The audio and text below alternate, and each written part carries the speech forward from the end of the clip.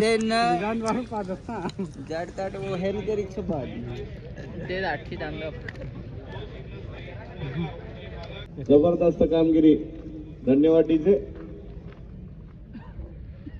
गोलंदाजी मार्कवर पुन्हा एकदा आपल्याला पाहायला मिळतोय अनिकेत वैयक्तिक दुसरं आणि संघासाठी तिसरं षटक घेऊन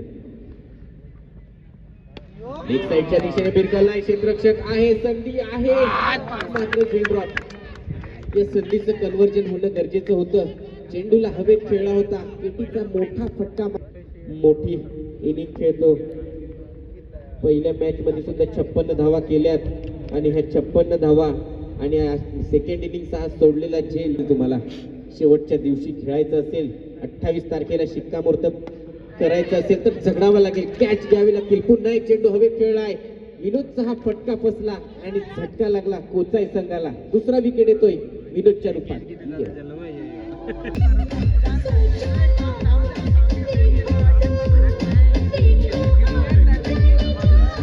कलात्मक फटके ज्याच्याकडे आहेत तोच मुकेश. यावेळेस अनिकेतचा वेगवान चेंडू दिशा देण्याचा प्रयत्न होता. बॅट आणि बॉलचा संपर्क नाहीये. निर्धाव चेंडू हाताळतोय. चांगलं गोलंदाजी होते. झुंजतोय, लढतोय. स्ट्रायकर पुन्हा एकदा लेग साईडच्या दिशेने खेळलाय. कॅप मध्ये चेंडू ट्रॅव्हल करतोय.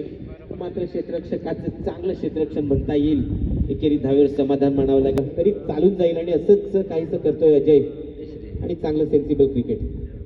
यावेळेस मात्र चांगला ड्राईव्ह पाहायला मिळतोय. क्षेत्ररक्षक आहे, कंबल होतोय की काय, मात्र 2 धावा तर रोखू शकणार नाही. चांगली रनिंग बिटवीन द विकेट. 2 धावेनंतर धावसंख्या जाऊन पोचतोय कर्णधार किरण आपल्या संघासाठी.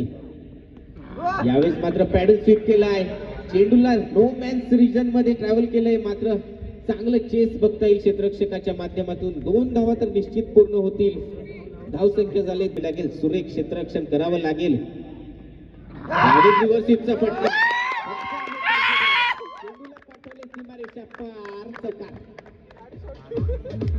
ते शक्य नाही, अशक्यच आहे. कोणत्या दिशेने फटका मारेल हे सांगणं कठीण आहे. यावेळेस पुन्हा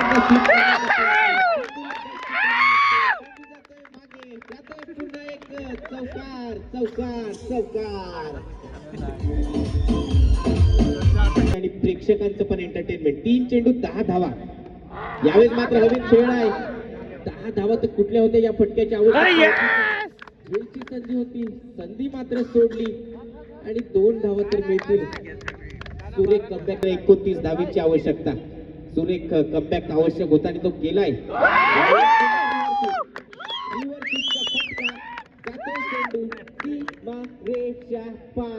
परिवर्तन चौकार.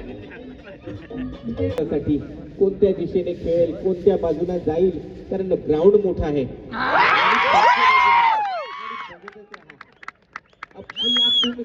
एक जीवनदान दिलं, 2 चौकार आले. आलाय शेवटच्या चेंडूवर सुद्धा दर्जेदार चौकार.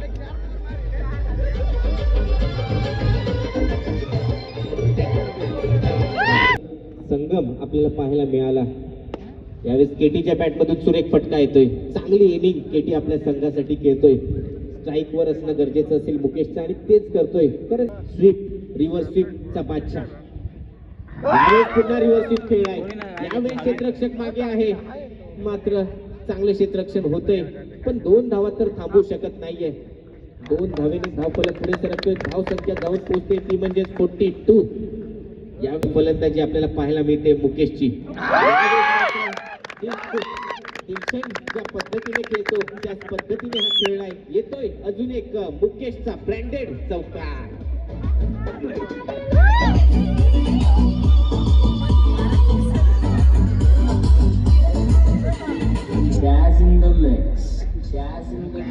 मध्ये हा फलंदाजी करतोय. एकदा टाळ्या तर झाल्याच पाहिजे.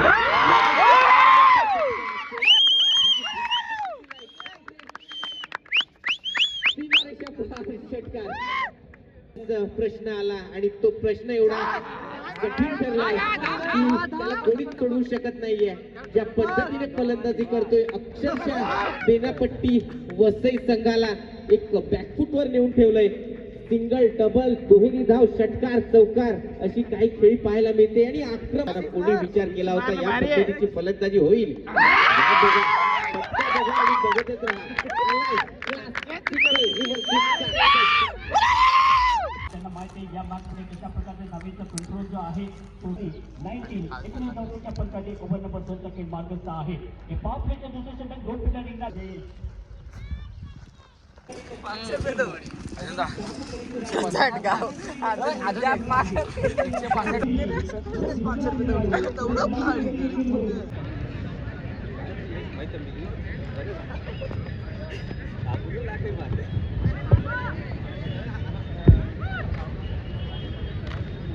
आर्यन बाबर, विनोद उदर, सरपंच रावणी, आपल्याला विनंती आहे आपला पूर्ण संघ घेऊन किसनभाई जाधव शेठ व्यासपीठावर क्रिकेटचं जोरदार